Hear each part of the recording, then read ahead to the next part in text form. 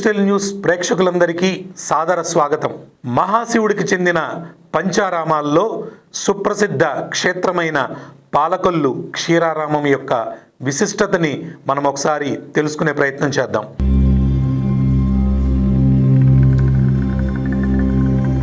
పంచారామాల్లో ముఖ్యమైనది 4వది అయిన క్షీరారామం.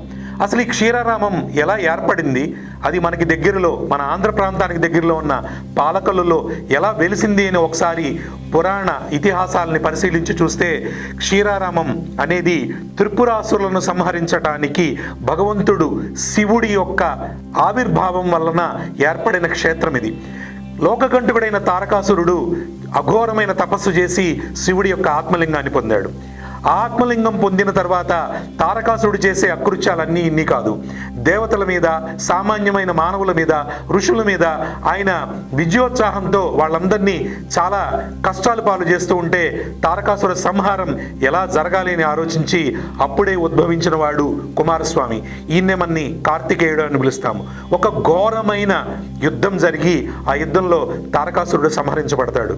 కానీ శివుడి యొక్క ఆత్మలింగం ఆ తారకాసురుడిలో ఉండిపోతుంది. ఆత్మలింగాన్ని తాకటానికి ఎవ్వరికీ శక్తిగా చాలదు. అప్పుడు దేవతల యొక్క సూచన మేరకు ఆ ఆత్మలింగాన్ని కార్తికేయుడు 5 భాగాలుగా విభజిస్తాడు.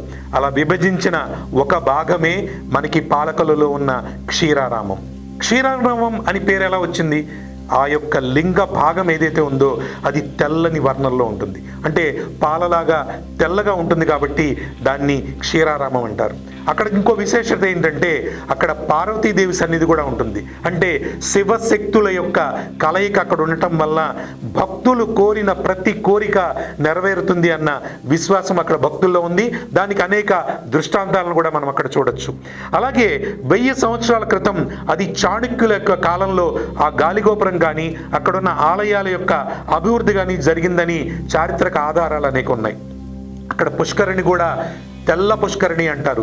అది కూడా పాలవలే స్వచ్ఛంగా ఉంటుంది అని, ఆ నీరు కూడా ఎంతో విశేషమైనది అని, సకల రోగ నివారణి అని చెప్తూ ఉంటారు. సహజంగానే శివాలయాల్లో ప్రదోష వేళ పూజ చాలా ముఖ్యమైనది. మరీ ముఖ్యమైనది ఈ యొక్క క్షీరారామంలో. ఎందువల్లంటే క్షీరారామంలో స్వామి యొక్క ఆత్మలింగం యొక్క భాగం కాబట్టి ఏది అనుకున్నా అక్కడ నెరవేరుతుంది అని భక్తుల యొక్క విశ్వాసం. ఇంకొక విశేషత ఏంటంటే 9 అంతస్తుల రాజగోపురం ఉంటుంది. ప్రాచీన శిల్పకళ వైభవం ఉట్టి కొట్టి కనబడుతూ ఉంటుంది. అంటే ఎంత సుందరంగా ఉంటుందంటే ఆనాటి చాళుక్యుల యొక్క శిల్ప సంపదతో పాటు స్వామివారి యొక్క మహిమాన్వితమైన శక్తి కూడా అక్కడ ఉంటుంది. అలాగే ఇంకా ప్రతిష్ట ఎవరి ద్వారా జరిగింది అంటే కొన్ని పురాణాల్లో అది కార్తికేయుని ద్వారా ప్రతిష్ట జరిగిందని చెప్తారు. కొన్ని పురాణాల్లో రామచంద్రమూర్తి ద్వారా ప్రతిష్ట జరిగిందని చెప్తారు. ఏది ఏమైతేనేమి ఇద్దరు మహాపురుషులే. అలాంటి ప్రతిష్ట జరిగిన ఆ ఆలయంలో మనం ఏదైనా అనుకొని అక్కడ కొన్ని కార్యక్రమాలను కనుక నిర్వహిస్తే ఫలితాలు చక్కగా. కార్తీక మాసం నెల్లాళ్ళు జరిగే ఉత్సవాలు అంగరంగ వైభవంగా జరుగుతాయి.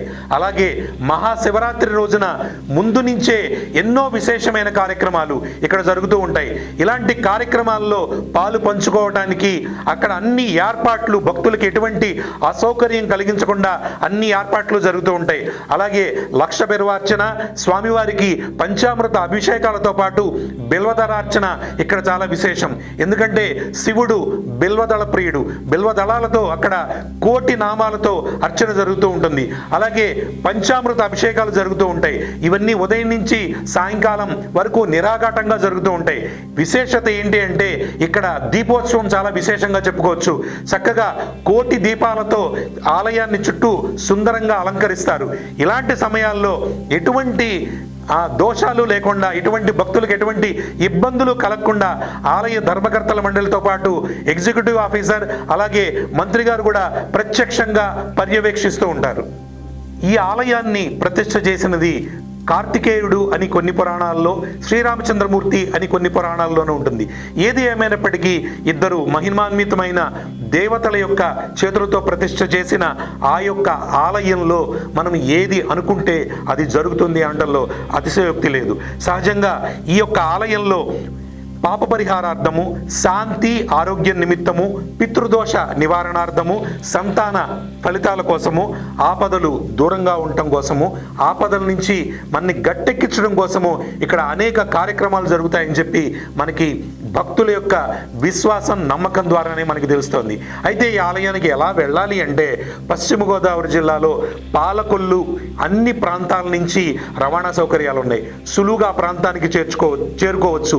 నగరం నడిబొడ్డులోనే ఆలయం ఉంటుంది. ఆలయానికి వెళ్ళడం చాలా సులభం. ఇంకొక విశేషత ఏంటంటే ఈ ఆలయాన్ని అభివృద్ధి చేయడానికి స్థానిక ఎమ్మెల్యే గారైనటువంటి ఈ ఆలయాన్ని అభివృద్ధి చేయడానికి రాష్ట్ర మంత్రి నిమ్మల రామానాయుడు గారు, అక్కడ ఉన్న ఎగ్జిక్యూటివ్ ఆఫీసర్లు, ధర్మకర్తల మండలి ఎప్పుడూ ఆలయానికి ఏ అవసరం ఉన్నా దాన్ని మరింత అభివృద్ధి చేయడానికి ముందు ఉంటూ ఉంటారు. ఆలయ సమయాలు ఇప్పుడు నేను చెప్పే సమయాలు పర్వదినాన్ని బట్టి మార్చొచ్చు, కానీ సాధారణంగా ఉదయం 5 గంటల నుంచి మధ్యాహ్నం 12 గంటల వరకు, సాయంత్రం 4 గంటల నుంచి 8:30 గంటల వరకు ఈ ఆలయం తెరిచి ఉంటుంది. విశేష పూజల నిమిత్తం మాత్రం అక్కడ ఉన్న సమయాన్ని బట్టి జరుగుతాయి.